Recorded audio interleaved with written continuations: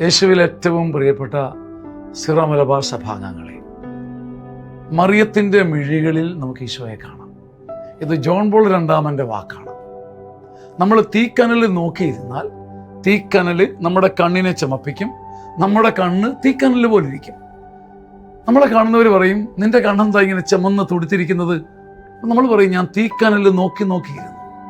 തീക്കനൽ നോക്കിയിരിക്കുന്നവൻ്റെ കണ്ണ് ചെമന്ന് തുടുത്ത് ഉപ്പൻ്റെ കണ്ണ് പോലെയാണ്.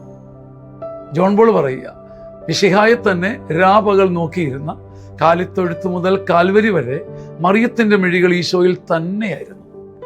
കാലിത്തൊഴുത്ത് മുതൽ കാൽവരി വരെ മറിയത്തിൻ്റെ മിഴികൾ ഈശോയിൽ തന്നെയായിരുന്നത് കൊണ്ട് ചുടുകനൽ നോക്കിയിരിക്കുന്നവൻ്റെ കണ്ണ് തീക്കട്ടയാകുന്നത് പോലെ മിശിഹായെ നോക്കിയ മറിയത്തിൻ്റെ കണ്ണിൽ നമുക്ക് മിശിഹായെ കാണാം. അതുകൊണ്ട് ഈ ഭൂമിയിലെ ഏറ്റവും നല്ല സ്വർഗീയ കണ്ണാടി മറിയമാണ്. ആര് മറിയത്തെ നോക്കുന്നോ അവർ കാണുന്നത് മറിയത്തെ അല്ല, പിന്നെയോ അവളുടെ കണ്ണുകളിൽ തിളങ്ങുന്ന മിശിഹായുടെ തേജസ്സുള്ള രൂപമാണ്. അതുകൊണ്ട് ആ മറിയത്തെ യഥാർത്ഥത്തിൽ നോക്കിയാൽ നമ്മൾ ഒരു ചുവടുകൂടെ ഈശോയിലേക്ക് അടുക്കും. അവൾ നമ്മളോട് പറയും, എൻ്റെ മകൻ പറയുന്നത് ചെയ്യുവിൻ. മറിയത്തെ നാം എത്രമാത്രം ആദരിച്ചാലും ഈശോയ്ക്ക് ഇഷ്ടമാണ്. പക്ഷേ മറിയത്തെ പരിധി വിട്ട് ആദരിക്കുന്നത് അമ്മയ്ക്കിഷ്ടമല്ല. കാരണം ഏകരക്ഷകനെ ആരാധിക്കാൻ നമ്മൾ ഒന്നിച്ചു ചേരണമെന്നാണ് മറിയത്തിൻ്റെ ആഗ്രഹം. ഈ ജപമാല മാസം കേവലം ജപമാല ചൊല്ലുന്നതിലപ്പുറം, ജപമാല വളരെ മനോഹരമാണ്, അതീവ ഹൃദ്യമാണ്.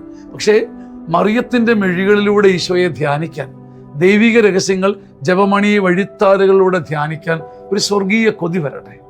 കണ്ണാടിയിൽ നോക്കി നമ്മൾ നമ്മളെ കാണുന്നത് പോലെ മറിയത്തിൻ്റെ കണ്ണുകളിൽ ഈശോയുടെ കരുണയും സ്നേഹവും കണ്ട് കുറെ കൂടെ മറിയത്തിൻ്റെ കൈ പിടിച്ചെടുക്കാൻ ഒരു അഭിഷേകം നിങ്ങൾക്കെല്ലാം കിട്ടട്ടെ. ഈ മാസം അങ്ങനെ ഫലദായകമായി തീരട്ടെ. സ്നേഹത്തോടെ, ആമേൻ.